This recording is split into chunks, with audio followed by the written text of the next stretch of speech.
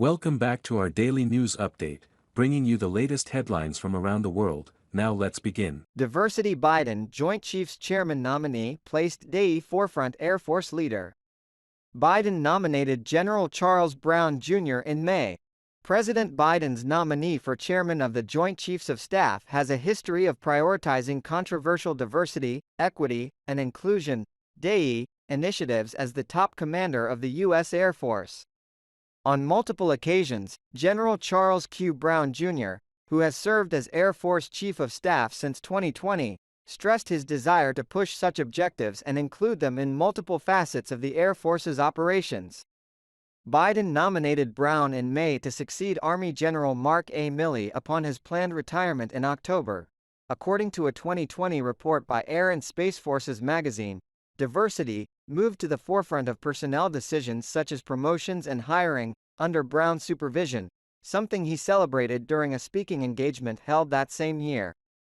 "I hire for diversity because they all bring a different perspective, which makes my decisions that much better, because I hear different sides of the argument," Brown told attendees at the virtual event hosted by the Chicago Council on Global Affairs.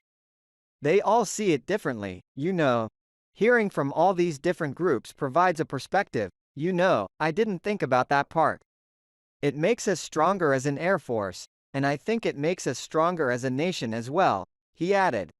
Brown launched investigations into racial inequality in the Air Force's promotion system in the aftermath of race-related protests following the death of George Floyd in 2020.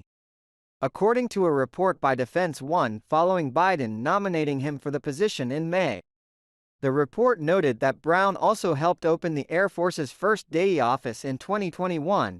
"I want the wisdom and knowledge to lead, participate in, and listen to necessary conversations on racism, diversity and inclusion," reads a quote from Brown on the office's website.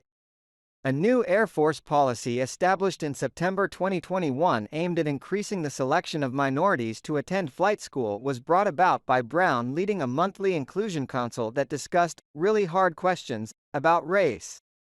According to another report by Defense One, the report said the policy dictated that the Air Force would only count up to 60 hours of prior flight lessons or flying time as part of the pilot candidate selection method, something the branch said would have led to an additional 69 Hispanic and 26 Black qualified applicants for flight school. In order to go to pilot training, there was a way to bump your score to be competitive for pilot training by having prior pilot time, Brown said in defense of the policy. "So if you're economically disadvantaged, and you can't afford to go get pilot training, you are already X number of points in the hole." In August 2022, Brown signed a memo laying out Air Force applicant diversity goals. The memo called for Air Force applicants to be 67.5% white and 13% black, though 77% of the Air Force officer corps were white and 6% were black at the time of the memo's release. Brown also recently came under fire for his DEI-centric leadership from the American Accountability Foundation, who accused the nominee of embracing race-based hiring and promotions in the military for the sake of diversity. Brown's nomination comes as the Air Force is projected to miss its 2023 recruiting goal by 10%. Air readiness among the Air Force's fleet has also declined. Mission-capable rates, the main readiness metric across nearly 40 of the service's major aircraft, remained essentially stagnant, slightly declining from 72.7% in 2020 to 71.5% in 2021, according to a 2022 report by the Air Force Times.